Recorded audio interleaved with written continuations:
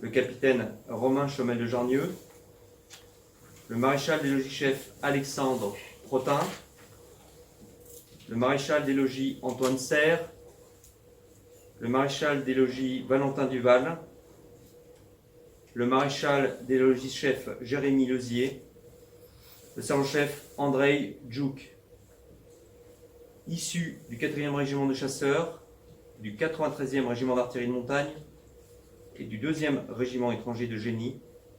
Il faisait partie du groupement Spartan qui opère en permanence au Mali depuis 2013. Beaucoup d'émotions, parce que ce sont nos frères d'armes. Fin septembre, je leur avais parlé et nous avions partagé un long moment ensemble avant leur départ. Beaucoup d'émotions parce qu'ils sont l'élite des troupes de montagne et de l'armée de terre. Un exemple pour leurs camarades avec lesquels ils ont commencé leur carrière dans les escadrons, les batteries et les compagnies, et qu'il nous manque déjà. Beaucoup d'émotions aussi parce qu'ils laissent derrière eux, pour l'un une femme et des enfants, et pour les autres des compagnes, des parents, des frères et sœurs et des amis.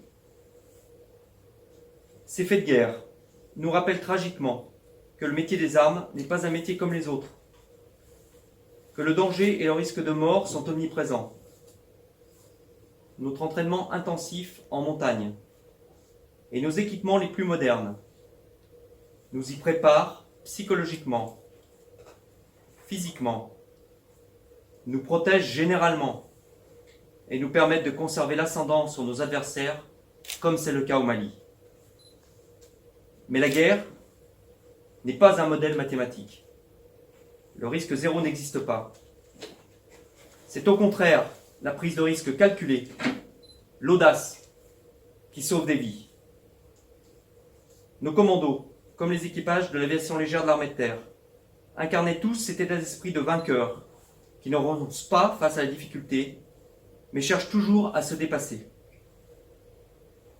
Nos commandos montagne et nos camarades de l'aviation légère de l'armée de terre disparus au Mali étaient des soldats d'élite et d'exception, pour lesquels l'engagement n'était pas une notion abstraite, mais un acte de combat quotidien. Ils le faisaient avec l'humilité de ceux qui savent que les éléments, la montagne comme les airs, sont aussi des ennemis potentiels. Ils le faisaient ensemble depuis 2013 au Sahel. Et encore, la semaine dernière, nous conduisions un entraînement conjoint en Maurienne, déjà avec des équipages du 5e régiment d'hélicoptères. Retrouvez tout France Bleu sur francebleu.fr.